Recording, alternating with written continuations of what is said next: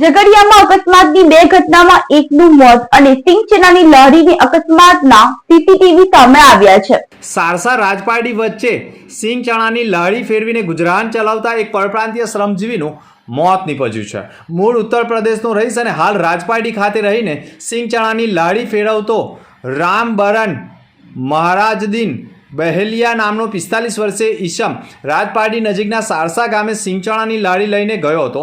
ત્યારબાદ રાજપારડી પાછો ફરતો હતો। તે દરમિયાન જ રાતના 7:45 વાગ્યાના અરસામાં રાજપારડી મધુમતી ખાડીના પુલ નજીક કોઈ અજાણ્યા વાહન ચાલકે અડફેટમાં લેતા રામબરને ગંભીર ઈજાઓ થતાં તે લોહી લુહાણ થઈ ગયો હતો।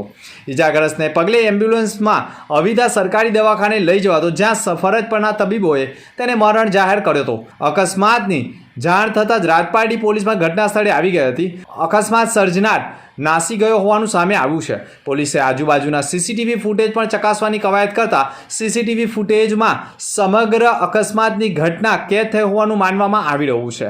સીસીટીવી પણ સામે આવતા ભયંકર અકસ્માત હોવાનું લોકો અનુભવ કરી રહ્યા છે। અન્ય અકસ્માત પણ 8મીના રોજ રાતના 9 વાગ્યાના અરસામાં ગોવાલી નજીક હાઈવે ટ્રક અડફેટમાં લેતા એક્ટિવા મોપેડ સવાર ધનરાજ મંગા પટેલ રહે ગામ ગોવાલી અને તેમના પત્ની ઈજાગ્રસ્ત થયા હતા, તેમજ મોપેડને નુકસાન થયું હતું। જે સંદર્ભે પણ પોલીસે કાર્યવાહી કરી છે, પરંતુ રોડ ઉપરથી ભારે વાહનો દોડતા હોય અને 2 વ્હીલર વાહન ચાલકોને અડફેટે લઈ અકસ્માત કરી મોતને ભેટાડવાની ઘટના યથાવત રહી છે।